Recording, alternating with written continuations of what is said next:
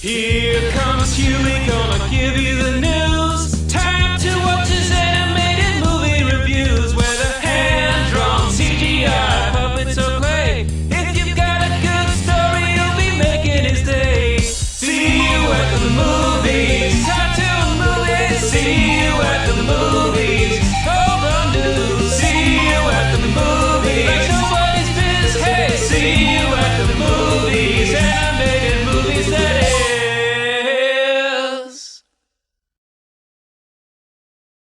Hey everyone, I'm Hugh Toonmore. Welcome to Hugh's Animated Movie Reviews, the show where I review animated films from older recent, whether they be hand-drawn, stop-motion, or computer-generated. Well folks, thanks to a generous Patreon donation by one StormKing356, I finally reached my first goal of $100 a month, which means I can now review episodes of animated television shows. And for today's review, said Patreon has asked me to take a look at the first episode of the short-lived series, DinoSquad. Airing for 2 seasons from late 2007 to late 2008, DinoSquad was an animated sci-fi adventure show developed by Jeffrey Scott and was one of the last 3 cartoon shows, along with Horseland and Sushi Pack, to be produced by the one-time TV animation giant DiC Entertainment, best remembered for such childhood classics as Inspector Gadget, Care Bears, The Real Ghostbusters, The Super Mario Bros. Super Show, 3 Sonic the Hedgehog cartoons, and the original dub of Sailor Moon, just to name a few.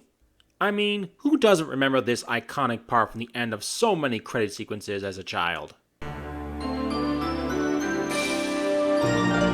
DiC. That takes me back.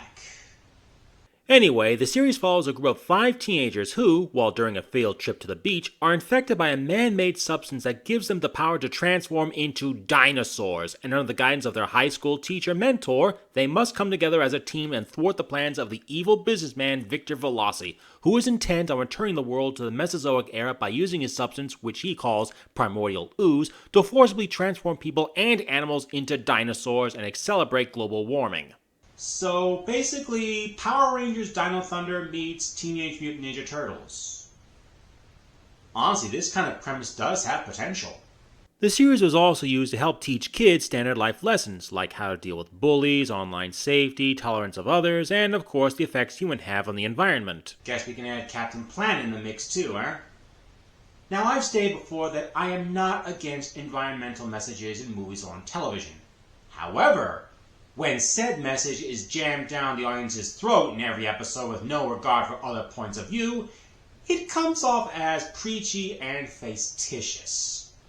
I tried watching this series when it first came out, but I soon lost interest after the first few episodes. That, and being 18 years old at the time, I felt the writing was overly simplistic, with characters solving problems as if they were working on a school project rather than facing the potential end of human civilization, and it talked down to its audience. While the character designs may suggest the show was intended for teenagers and young adults, the writing may feel more like it was aimed at grade school children like kindergarten or first grade. Not to mention vehicles and weapons that looked like they were designed specifically to sell merchandise that never came to being. There are a lot of other problems I have with this series as a whole, but I'll get to them as we go further into the review. So, with that said, let's get started. First airing on CBS on November 3rd, 2007, this is DinoSquad Season 1, Episode 1, The Beginning. Wow. Real original title right there. Let's begin with the series theme song, which was written and composed by the legendary Ron Wasserman, best known for his work with Saban during the 1990s, composing music and theme songs for hits like X-Men the Animated Series, the original English dub of Dragon Ball Z, and who could ever forget this absolute banger? Now I'm pissed at myself for not even mentioning his name once when talking about the former 2 shows in my top 10 90s cartoon intros video. His theme song for DinoSquad, while not on par with his more noble works, still holds up to his standard of delivering a song that can get the audience excited to see the show's heroes in their latest adventure.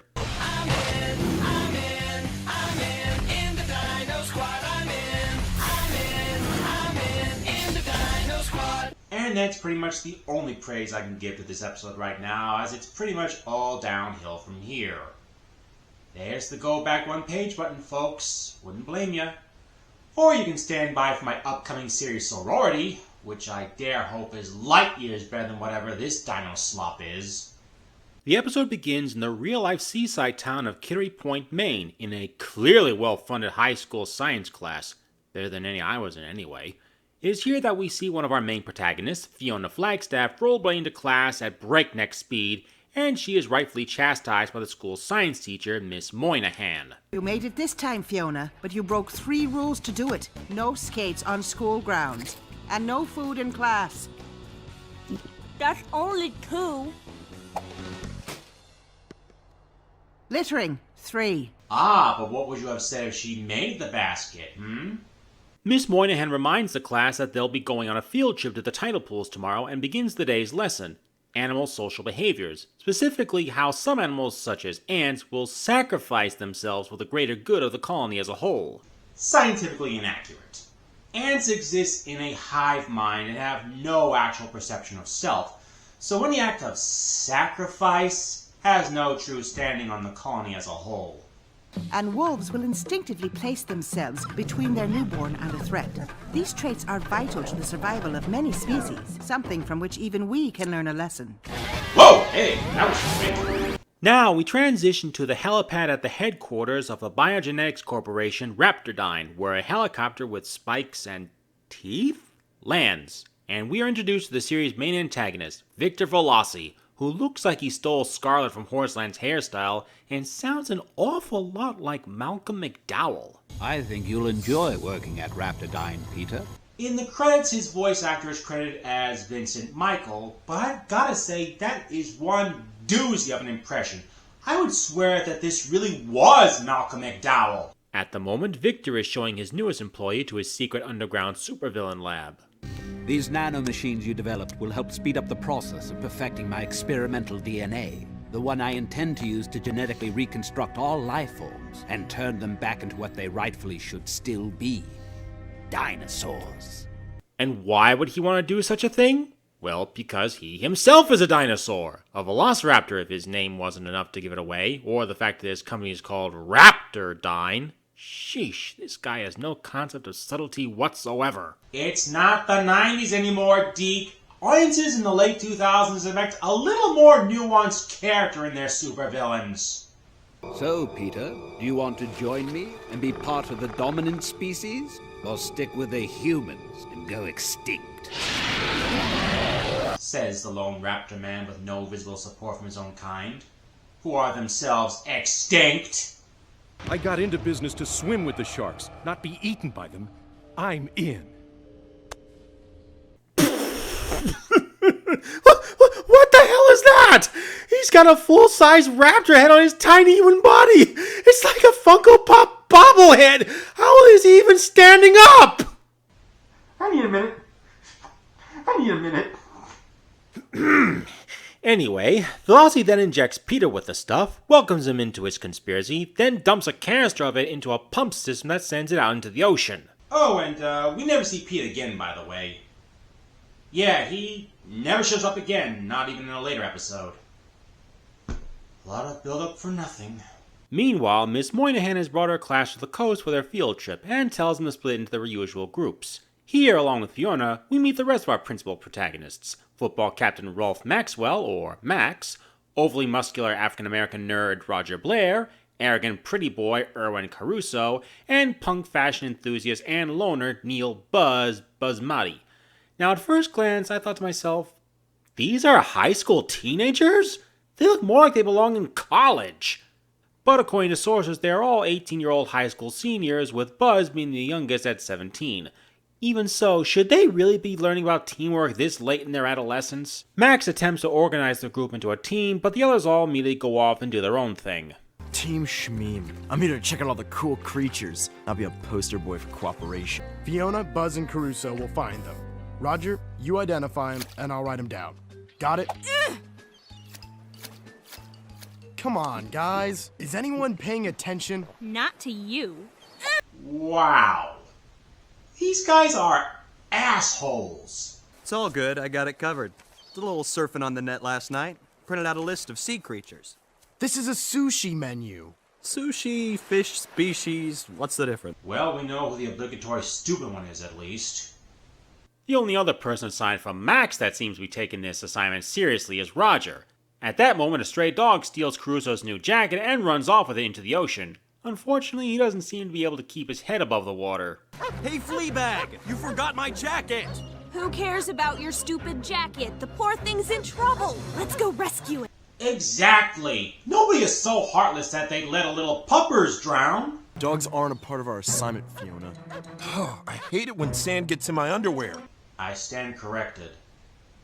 And weep for us as a species. So Fiona dives in after the dog, followed by Max and Caruso, even if he only wants his jacket back, and Roger, who drags along a still whiny Buzz. Of course, they swim right through the primordial ooze velocity dumped into the ocean because, of course, nobody notices a patch of the Atlantic growing bright orange. Thankfully, they're able to rescue the drowning dog right before he could be eaten by a hungry shark and head back to shore.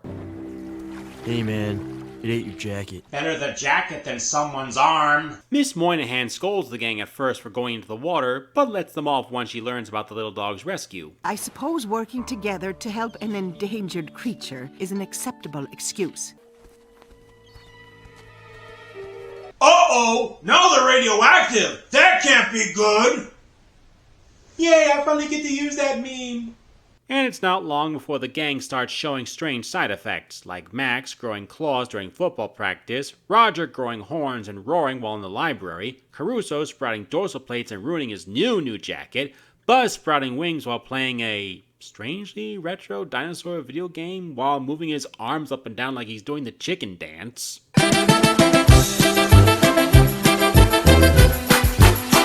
Or even Fiona sprouting a tail while driving her— Whoa, what? How rich is this girl's family that they let her drive this so soon after she got her license? That is essentially a tank with tires!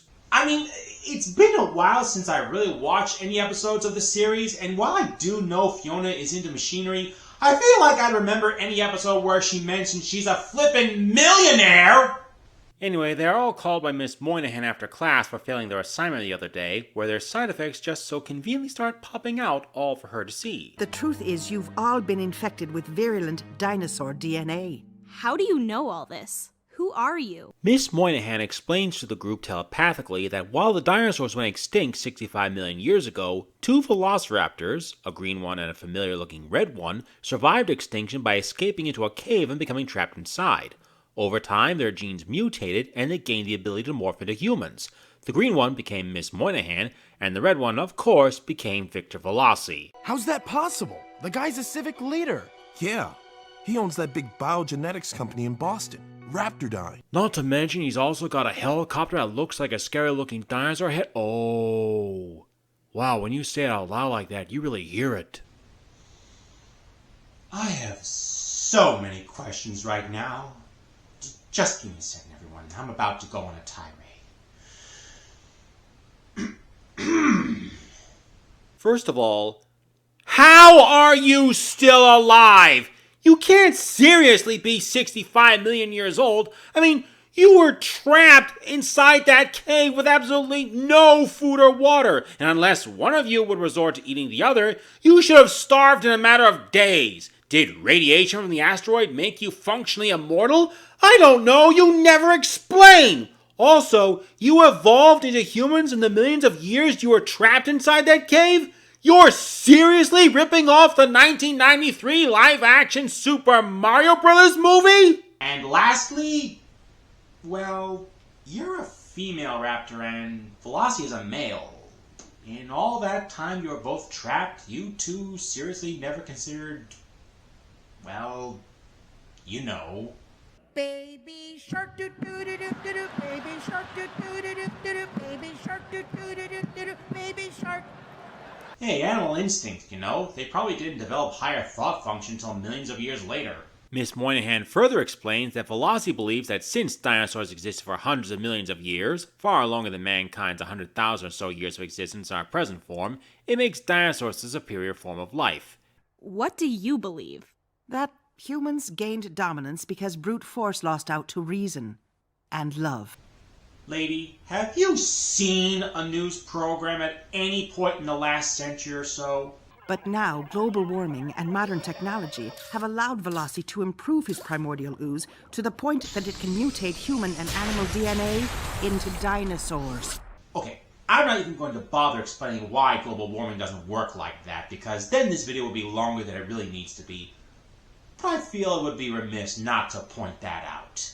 Also, just where did Velocity get ooze that changes things into dinosaurs? Did he make it? If so, how? How long has he been working on this plot? How long have you known about it and not told anyone? Honestly, how do you not have some huge clandestine group dedicated to stopping this by now? Instead, you want to induct a bunch of cliché teenagers to do the work instead? Lady, you are no Zordon, that's for sure. But I don't want to be a dinosaur.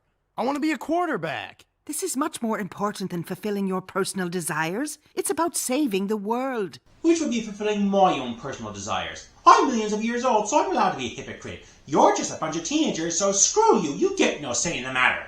Actually, Miss Moynihan does say she can cure the gang of their condition, but the kids can't agree on what to do. Some wanting to be cured, others feeling they should help stop Velocity before he can affect the rest of the world.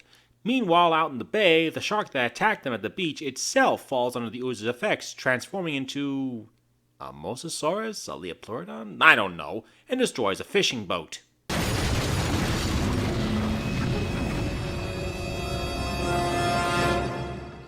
Along with an overused dramatic musical sting heard in basically all animated television shows with a commercial break to heighten the tension. Heck, it's available for anyone to use. Mr. Toonmore, Kate's foaming at the mouth and her eyes look like spinning rainbow beach balls!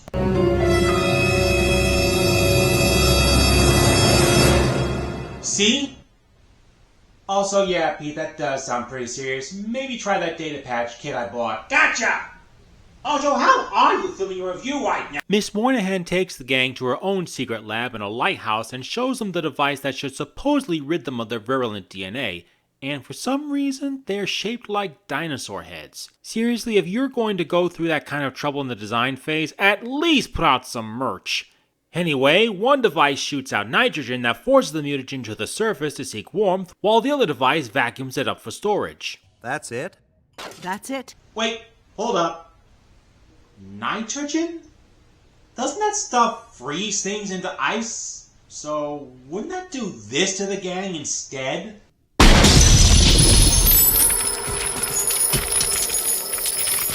Come on, Deke. If you want that EI certification, you need to put in the effort to give accurate science. Not that it actually works anyway, as the gang still has their mutations. Running tests, Miss Moynihan reveals that something in their systems has contaminated Velocity's ooze, causing it to fuse their own genes in a way she has never seen. What exactly is it? Never explained as far as I know. She says that while she can't cure them, she can teach them to transform into dinosaurs at will. However, at that moment, a ship captain calls into the lighthouse, claiming to have sighted a monster, alerting Miss Moynihan to the mutant sea beast, which Velocity is already tracking. It's a mutant megalodon. Wait, what? It's a mutant No, I heard you the first time. I can also tell you that that thing is not a megalodon. Otodus megalodon was a giant species of predatory shark, roughly more than 50 feet in length, that lived from 23 to 3 million years ago, and it certainly did not look like a Mesozoic marine reptile. It looked like, well, a shark! A giant shark! Yeah, this thing was a shark before it was mutated, but I've read enough about prehistoric life to recognize a member of the pliosaur family when I see one. First we have oversized bald velociraptors with psychic powers. Now we get misidentification? I'm afraid to ask what could happen next. Taking them out to the rocky point outside the lighthouse, Miss Moynihan awakens the saurian DNA in each of the kids by placing glowing dinosaur stickers on them, allowing them full control of their new forms and powers. You guessed it, never explained! So now the gang transforms into their dinosaur forms. Max becomes a Tyrannosaurus Rex, Roger becomes a Triceratops. Wait, Styracosaurus! That is supposed to be a Styracosaurus? That looks nothing like one. It looks more like a mutant Triceratops or even a Chasmosaurus. Here, I can make it look more like a Styracosaurus. Watch! There! Much better. Anyway, Caruso becomes a Stegosaurus, Buzz becomes a Pteranodon. with a long tail and teeth. Pteranodon's name means winged no-tooth, ya mooks. And Fiona becomes a Spinosaurus. And then they're all just immediately human again. What was even the point of that sequence? Max is all for using their new powers to finish the beast off, but Miss Moynihan insists that they have to change it back without hurting it, as it is just an animal trying to survive. So she gives the gang both the chiller and the devolver to use on the creature, I refuse to call it a megalodon, along with a suspiciously toyetic designed dinosaur-shaped hydrofoil. You know, for someone who wants to be incognito, you sure are going through a lot of trouble designing the most noticeable vehicles and equipment you can. Perhaps you and Velocity aren't so different after all. The gang catches up to the creature who has destroyed another fishing boat, but before they can use their new weapons on it, it strikes the hydrofoil, causing the devolver to be tossed to the top of a crane and the eyesore to sink into the water. We've got to work as a team! No duh, Aristotle! So under Max's leadership, Fiona dives underwater to retrieve the chiller while Buzz climbs the crane to get the devolver. Fiona succeeds in getting the chiller, but has a run-in with a creature who sounds an awful lot like Godzilla. But before she can become fish food, Fiona transforms into her Spinosaurus form to get away. Unfortunately, it does not go unseen by Velocity, who becomes intrigued. But thanks to Miss Moynihan's hacking skills, Velocity's surveillance system goes down. Meanwhile, the creature attacks the crane just as Buzz grabs the devolver, making both fall. In desperation, Buzz transforms, using his talons to grab the weapon before it can hit the water, as Fiona surfaces and tosses him the chiller. While that's going on, Roger jumps off the hydrofoil, transforms, and uses his massive bulk to create a splash that draws the creature's attention long enough for Max and Caruso to make a run for a fishing net on the pier. However, the creature breaks through the pier, prompting Max to transform and toss Caruso, who in turn transforms and uses his spiked tail to strike the fishing net and toss it onto the creature, trapping it. Of course, just when everything seems to be going our hero's way, the dog they rescue comes running up just as the creature breaks through the net.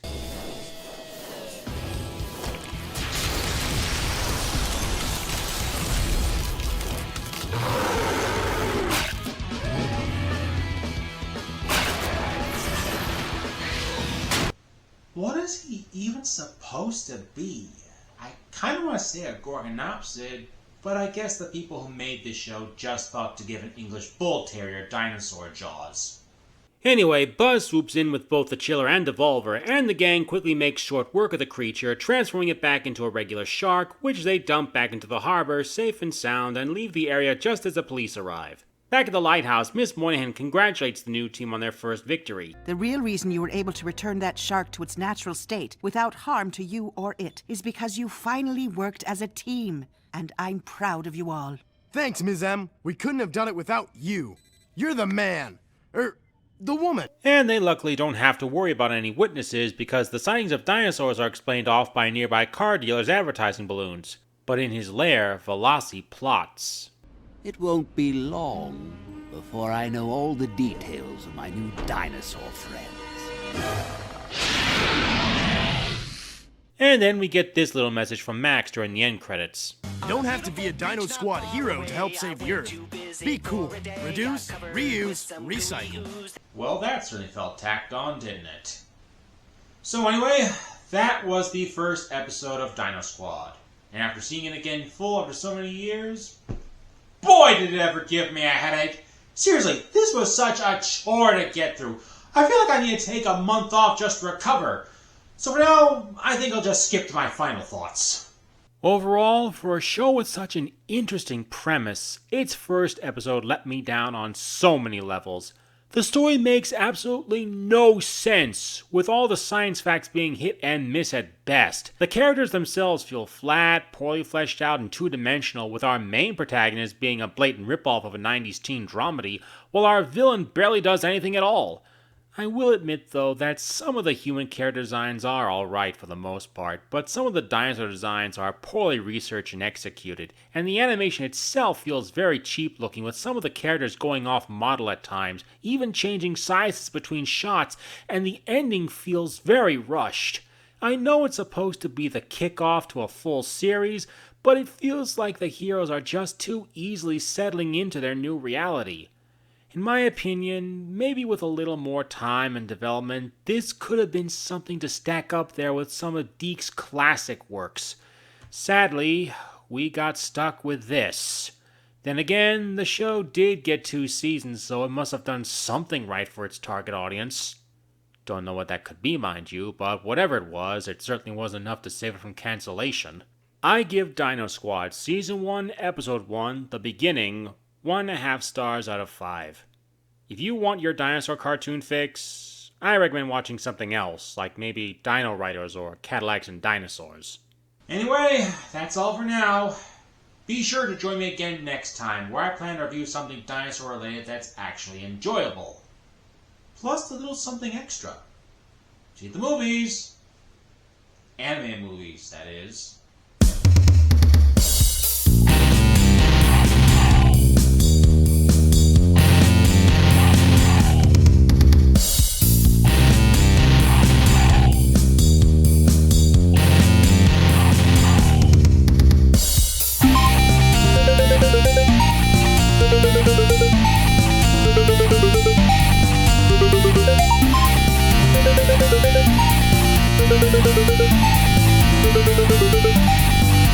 Thank you.